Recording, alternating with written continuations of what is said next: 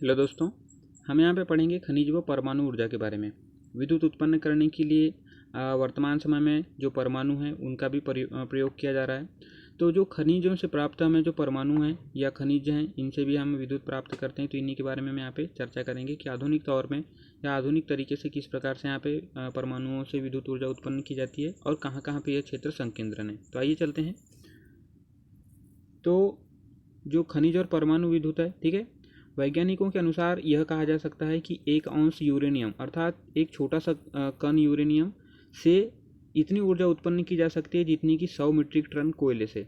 तो यहाँ पे आप थोड़ा सा ये समझ लीजिए, इतने से यूरेनियम से इतना कोयले का यहाँ पे ये एक उदाहरण है। आप इसे अन्यथा न लीजिए कि छोटे से भी अंश से जो बहुत बड़ी मात्रा में जो कोयले से ज़्यादा कोयले से ऊर्जा उत्पन्न होती है, तो उतनी ऊर्जा यहाँ पे एक यूरेनियम के छोटे से कण से उत्पन्न की जा सकती है, वैज्ञानिकों के अनुसार है।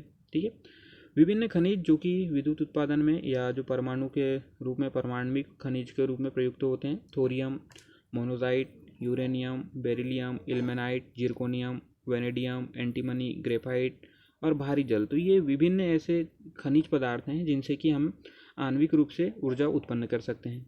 नेक्स्ट देखते हैं यूरेनियम।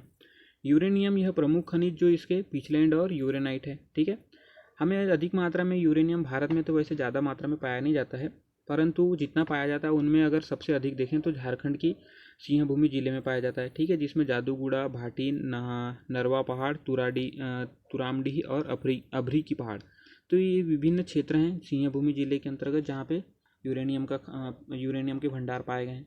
कर्नाटक में येदियूर, बेंगलोर में, ठीक है, जो बेंगलुरु के निकट ही स्थित है। इसके अलावा आंध्र प्रदेश में नेल्लूर के निकट जो शंकर खान है। इसके अलावा राजस्थान में जो उदयपुर की और भीलवाड़ा की खान है।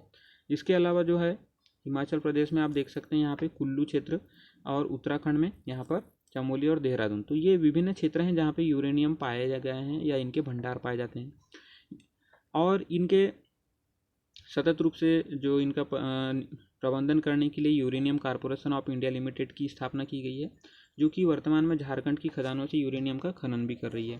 ठीक है, नेक्स्ट है मोनोजाइट।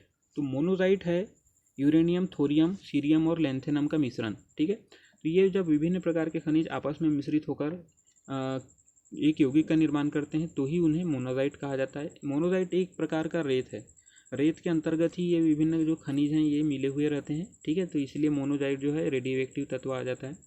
भारत जो है पूरे विश्व में मोनोजाइट के भंडार के लिए प्रथम स्थान पे है। केरल में काफ़ी ज़्यादा मात्रा में, केरल के जो तटीय क्षेत्र में काफ़ी मात्रा में मोनोजाइट पाया जाता है। यह अगर देखें तो क्यूलोन केरल में क्यूलोन नामक क्षेत्र से लेकर कन्याकुमारी तमिलनाडु के पूरे क्षेत्र तक विस्तृत है। ठीक है, तो 160 किलोमीटर जो दूरी है यहाँ पे, वह पूरे क्षेत्र में, यहाँ पे आप देख सकते हैं क्यूलोन। ठीक है, तो यहाँ से यहाँ तक का पूरा जो क्षेत्र है 160 किलोमीटर मोनोजाइट बालू का क्षेत्र है। मोनोजाइट में अगर थोरियम की मात्रा देखें तो 9% पाई जाती है, और भारत में जो अनुमानित भंडार हैं मोनोजाइट के 50 लाख टन हैं, थोरियम के 4.5 लाख टन और यूरेनियम के 15,000 टन। तो ये विभिन्न प्रकार के अनुमान लगाया गया है कि यहाँ पे भारतीय स्थल में इतने प्रकार के खनिज पाए जा सकते हैं और इतनी मात्रा में पाए जा सकते हैं। नेक्स्ट देखते हैं अब मोनोजाइट निक्षेप कहाँ कहाँ पे पाए गए हैं। तो केरल में चौघाट और चाबरा में पाए गए हैं। ठीक है, इसके अलावा तमिलनाडु में मानावाला और कुरिची में। ठीक है, थोरियम, और ये तो हुए मोनोजाइट के निक्षेप। अब हम देखते हैं थोरियम बालू के निक्षेप।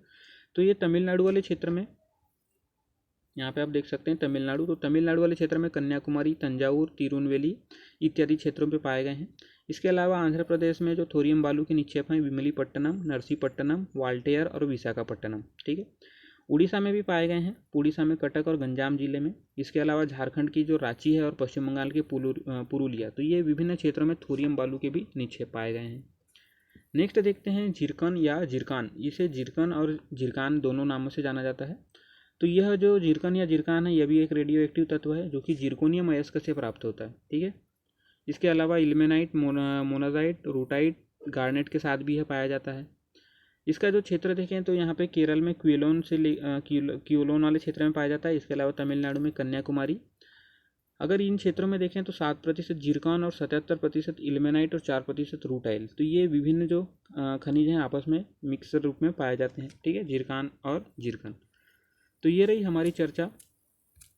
हमने पढ़ा अभी तक के खनिज और परमाणु उद्योग के अंतर्गत विभिन्न जो खनिज होते हैं उनके बारे में। उसके बाद हमने यूरेनियम के बारे में देखा, मोनोजाइट के बारे में देखा, मोनाजाइट निक्षेप देखे, थोरियम बालू के निक्षेप देखे, इसके अलावा जिरकन या जिरकान के बारे में चर्चा की। तो दोस्तों, अगर आपको जानकारी पसंद आई हो तो इसे शेयर कीजिए। धन्यवाद।